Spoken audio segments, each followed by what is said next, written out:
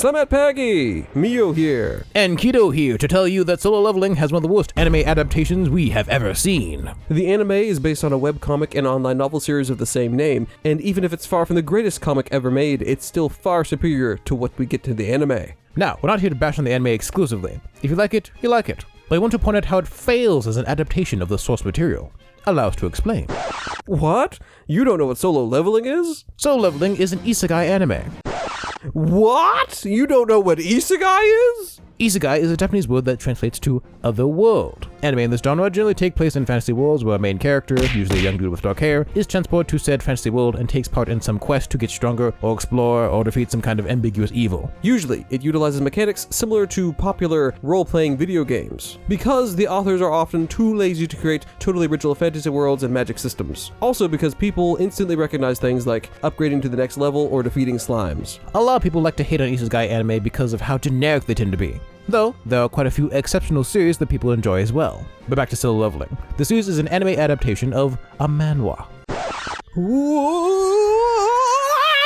You don't know what a manhwa is? Well, it's basically a Korean manga. A manga is a comic book. Anyways, the manhwa is based on a web novel. Are we on the same page now? Good. Solo Leveling is an isekai manhwa turned into an anime adaptation that is taking the world by storm. It's super popular. The story takes place on an alternate Earth where portals start opening up that lead to another world that monsters can pop out of. At the same time, humans with abilities called hunters rise up and form guilds to fight the monsters and collect resources from inside the portals. Shinwoo is our main character, and he's a super weak hunter and constantly gets hurt while taking part in dungeon raids. The things inside the portals are called dungeons. He does the raids to earn money for his sister's education and his mother's healthcare, and everything is okay-ish. But everything changes when he goes on a raid that ends very, very badly. Now, he's starting to see weird notifications and menus, just like in a video game, and he begins leveling up and getting stronger. To a lot of people, the anime will sound rather generic. That's because it is. Spoilers for Solo Leveling Season 1. Well, Solo Leveling is very popular. People who have taken off the rose-tinted glasses are levying quite a few criticisms at the show. Some of these issues have included the show being boring and the story not being very good in the first place. Now, we won't argue against these criticisms. The story is, in fact, rather generic. But I must say, the show does not do the manhwa justice and fails in almost every regard. Starting with the art. The manhwa has a rather distinctive style that at first seems maybe a bit dubious. It's in color, which is impressive, but we personally found it a little meh at first. But after going from the anime back to the manhwa, I really learned to appreciate the original style, especially in the later chapters. That's because the animation in the anime is rather generic. Well, using that word quite a bit, I noticed. One of the main draws of the Solo Leveling manhwa is the art. Say what you will about the rather uninspired story, but people rave about how great the art is. It has well-drawn expressions, good action scenes, and nice creative framing. The art in the anime is just really basic. There's no flair or style that makes it stand out in comparison to other anime. It's a very bare-bones anime, and it just cuts corners when possible.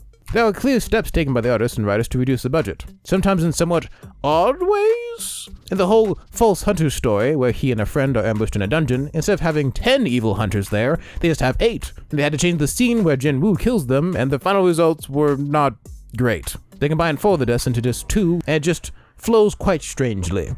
They simplified the scene a little bit too much. This bad guy here was actually kind of interesting looking, and he had some really nice panels of him looking super evil and suspicious in the manhwa, but in the anime, we just get this. Now let's look at the action scenes. Ready? Sound. Take 7. Action. The action scenes in the manhwa use all kinds of creative angles and action lines and dramatic poses to convey a feeling of motion and, well, action. That said, they are limited to still images, so there are some things that are hard to convey. Luckily, the anime is animated and can show these scenes in all their glory. And it does! Sometimes. Kind of. The scenes that aren't action-based aren't particularly well animated, and the action scenes are somewhat hit or miss. Some are, against all odds, worse than just a still image. We will give credit where credit is due. Some of the action scenes are rendered pretty well. You can tell where the budget went. The last 2 episodes specifically had some pretty hard-going sequences. However, there is a problem. The anime has a really, really bad habit of cutting away from action scenes and other scenes of importance to cut in some random characters that have nothing to do with the plot. The characters themselves, I'm pretty sure, pop up later in the series, so I think the anime is trying to add foreshadowing, but the foreshadowing is done so poorly that it just serves to constantly interrupt.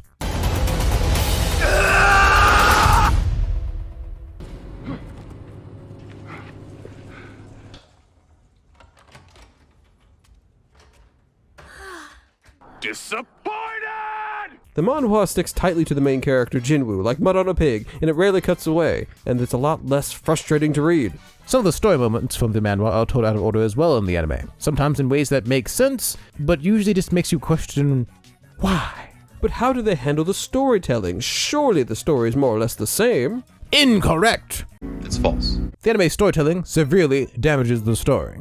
Jinwoo is a hunter who only does the job because he needs money, specifically for his sister, but also his mother, who's in a coma due to some disease dealing with the portals. In the manhwa, we learn that hunters get some kind of special health care money thing, and he uses that to help pay for his mother's hospital fees, which are pretty high, and the extra he uses for his sister's education. In the anime, they don't mention anything about the extra money, so the audience is just left wondering, why doesn't he just get a better job that pays more and hurts less? Later in the series, the anime also cuts out extra character details and motivations that make the story more engaging.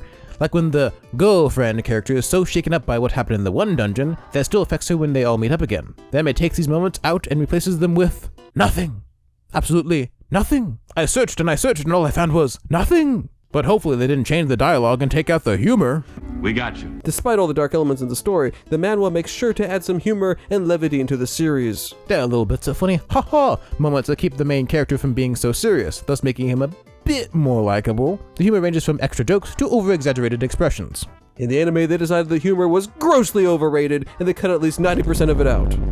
So now the story's even more dry, boring, and tedious than it was before. Also, the dialogue, at least in the English dub, is rather bad and clunky. Characters usually just explain things, and we always have to hear Jinwoo's internal dialogue forever droning on, which is usually just explaining more and more things. All that said, the anime does have better, or at least less corny translations than the copy of the manhwa we were reading at certain times. Also, the English lead voice actor is really good, and he has an insane range in his voice. I know I can kill you right here and now!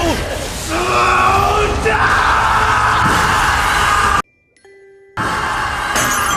And from what little I've heard, the Japanese and the Korean voice actors are also really good. So, that's nice. But enough of the niceties, we're not here to be nice, this anime sucks! I believe anime adaptations, or live action for that matter, should contribute something substantial enough to warrant me taking my time to watch it, rather than just reading the original material. If you can't improve anything, the least you could do is try something entirely different in a good way, or create something 100% equivalent so that I know I'm getting the story as intended. This anime fails at both of those goals in my opinion. If you're interested in the story, I suggest looking at the manhwa instead of the anime. We'll have the link in the description down below. But if you don't like reading, then I guess watch the anime. You still get the idea of what Solo Leveling is.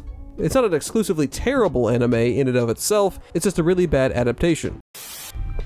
I just realized we never actually reviewed Solo Leveling, did we? Well, the manhwa is kind of interesting. It's got pretty good art and pretty good action scenes, and those two things carry the whole series. The series has almost zero substance. Character development isn't super interesting, and Jinwoo is kind of boring. I guess he's sort of changing into more of a hardened, battle-worn character, I guess, but that's pretty typical. He's just becoming the cool guy, pretty much. And in execution, one might call it sort of lame and predictable. Also, I can't really tell you who Jinwoo really is. He's kind of kind, he's sort of nice, he's also sort of thoughtful and smart, but he's also sort of, I don't know, he's just the main character. As far as side characters go, they aren't great, and from what I hear, I don't think they get much better. This guy he meets and teams up with could have had an interesting story arc, but so far it looks like he's kind of just been sidelined. And there's a running mystery in the series about what's going on with the weird windows that are popping up and why it's having him do all these quests. Like it wants him to stay alive and kill people if necessary to do it and things like that. The system. However, it's only being kind of touched on barely and he doesn't seem too concerned about it, so it gets forgotten a lot of the time. As far as anime itself, didn't really enjoy it that much. I think the manhwa was just superior, and it kind of felt like a bit of a waste of time. I guess it improved on some stuff in the last two episodes, so if you wanted to watch it, maybe just skip to those two. Overall, I think the manhwa is a C+. I don't really know too much about the manhwa industry, but from my knowledge on manga, I would say C+ is good. And probably like a C- for the anime. But, once again, if you enjoy the series, enjoy the series. This is just our personal opinion. Our preference leans more towards Death Note, Yu Yu Hakusho, and Attack on Titan. So we might not be the best judges of isekai anime, so take our opinion with a grain of salt. Anyway, that's all. Anyways, we're done here. So if you want to fight us on this, feel free to chat in the comments. Just be nice to each other as always. We do read all the comments even if we don't respond to all of them, because you guys talk a lot. Wow. But regardless of how much you talk, we really do appreciate all the feedback and just random comments you guys leave. And if you don't comment at all and you just watch the videos, we appreciate you as well. If you enjoyed the video you just watched, please subscribe for more. We have some more anime-related videos coming up, as well as videos talking about some weird YouTube cartoons, including some of the worst Poppy Playtime content on the platform. So, subscribe to stay notified. Until we see you later, check out this video over here. Or this video over here. And until then, in the wise words of Choi Jong-in, a character who barely appears in the manhwa but is in the anime way too much, Goodbye.